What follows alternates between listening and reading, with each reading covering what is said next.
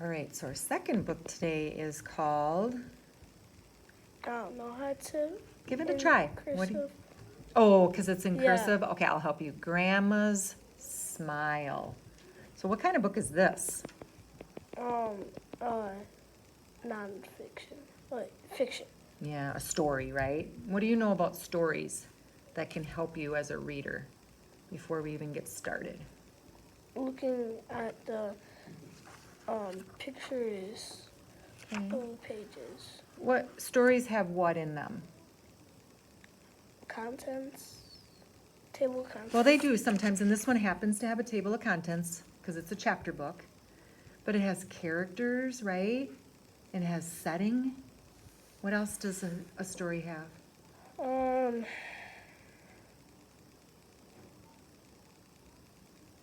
A problem? Yeah, it has a And a problem, solution. an event or a solution, an ending or a resolution to it. Yeah. So that's what a story has. So when you're thinking about reading stories, you have to be thinking, oh, this is going to have characters in it. Let's find out who our characters. We kind of know one of them Yeah. already in the title. Who is it? One of our characters? Grandma. Grandma. Yeah. And our other character, you can kind of find her name on this page. Trudy. Or Trudy. Yeah, her Trudy. name is Trudy. So Trudy is going to have her grandma come and live with her because there was a problem that happened, and we're going to find that out in the first page. What do you notice about the table of contents that might help us understand how this story is set up? That's going in a week. Yeah, so each chapter is a different Day. day. So that helps us read. So that helps you understand the story. That's similar to when we read The Reptile Park, knowing how it's set up. This book is set up where each chapter is a different day, okay? And we met Trudy, and let's kind of page through it. Looks like the setting takes place At Trudy's house. house, but then if we go to chapter 2, what are we noticing? Bakery. Yeah, so that's going to help us read too, that the setting is changing over time. And as you read, you're going to want to keep that in mind, because the words you might see bakery words in chapter 2, right? Okay, so let's read a little bit and see what happens with Trudy and Grandma. Last week, my grandpa died.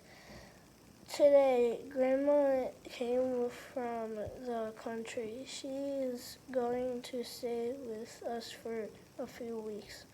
Grandma's feeling very unhappy right now. Mom said to me she needs us to look after her for a while. Okay, so we're going to stop there. What do you know? That Grandpa died. Yep, so that's a problem. That's part of the problem, right? Who's telling the story? Trudy? Trudy, yeah, Trudy's telling this story.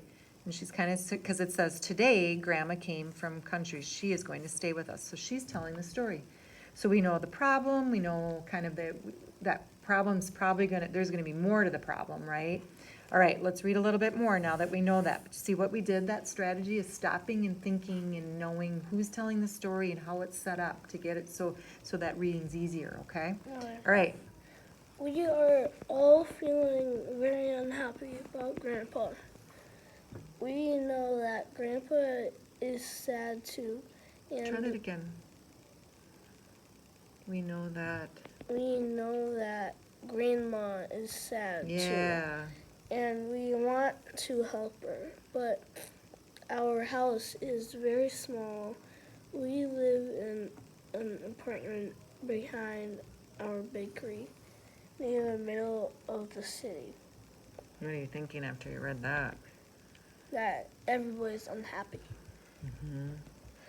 I said to Mom and Dad I could sleep on a mattress on the floor in your room, and Grandma could have my room. That's nice for you, Trudy, said Mom and Dad.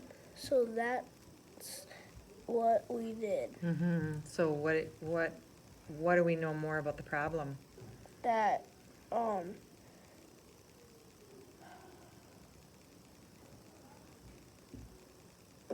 everybody's unhappy. Yep, what else though? What else about their house?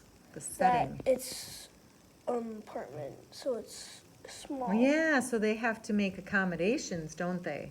They have to figure out where Grandma, and Trudy was being very well. How would you describe Trudy? Nice. Yeah, very accommodating, considerate. Yeah, because she's thinking about Grandma, right? All right, let's see what happens.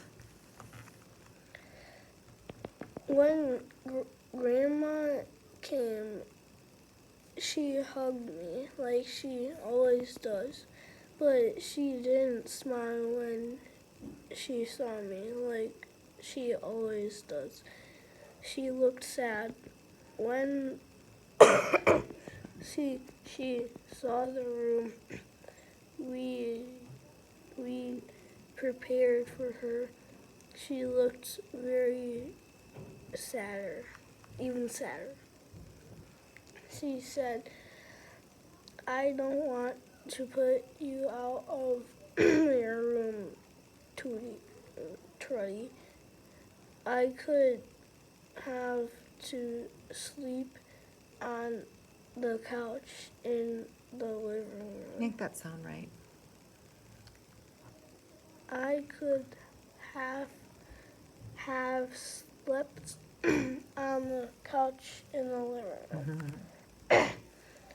I told her it was okay. I hoped she felt happier now. I hoped she'd smile, but she didn't. Something didn't sound right. Try that again. I hoped she'd feel happier.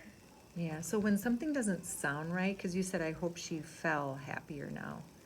You got to make sure it sounds right, and if it doesn't, we want to go back and reread it, because you know those words. You just have to make it sound right. Grandma's pretty what? Sad. Yeah, it said it many times, right? And she just seems very down. Even the picture shows how sad she is. Okay, all right. Now what does our brain have to do with chapter 2? It's switching to a new chapter, which is called Monday. Yeah, so it's the next day, right? Okay, let's read a little bit about the bakery. When I got home from school today, Mom and Dad were working in the bakery like they always do. Where's Grandma? I asked. She's sitting on the couch, said Mom. She looks worried. She's been there all day. I can't get her to go out. Okay, so what do we know about, what can we add to our knowledge about the characters in our story?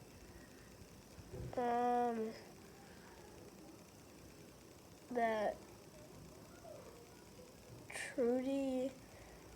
Grandma is sitting on, she's sitting on the couch all day. Yeah, what else? What do we know about Mom and Dad? That they're working at the bakery. Yeah, we know their occupation, don't we? We know their job. Yeah. All right. Let's read one more page and see what happens here. Let's see how. Yeah, let's read a little bit more. Mom looked at me. Trudy, we're very bossy. I can't leave the store. Could you take Grandma out for a little walk? Okay, try that again. Something didn't seem right. Trudy, we're very, you said bossy. What could it be?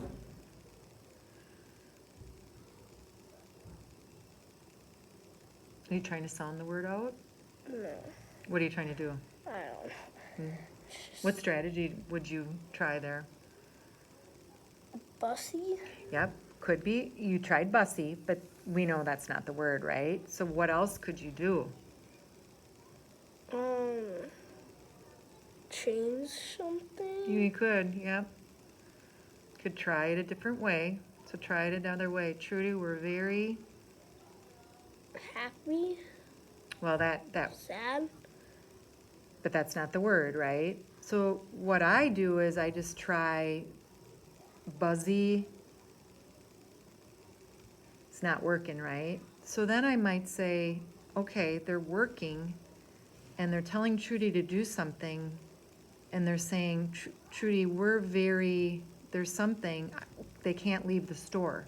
Why wouldn't they be able to leave the store? Because they're working. or they're busy. Busy. Yeah, so you have to be thinking about words that might be connected to that. They're busy. Trudy, we're very working, doesn't fit, but you want to start thinking about those words that would make sense there, right? Busy. That's a tough one to sound out because the U makes the I sound there, which it doesn't very often, right? Yeah. All right. So a couple things. When you read stories this summer, what are some things you can think about? Sounding out. No, not sounding it out. We're not going to do that. Breaking it up. No, not even about Okay. words, because you didn't have any problems with words. It's understanding the story that we're working on. So you don't have a problem with figuring out words. Too much. I mean, there's a couple things you can do there, but we want to be thinking about the story as we're reading, right? We want to be talking about the characters. We want to be thinking about the setting. We want to be thinking about the problem and the event. And then when we do come to a word we don't know, we want to try different things, but then we also want to think, what could the author be telling me here? They're busy, right? They're Yeah. working, they're busy. You want to think of those synonyms that might fit in there. That's what we have to work on, because you're good with words, okay? Does that make sense? Yeah. All right, awesome.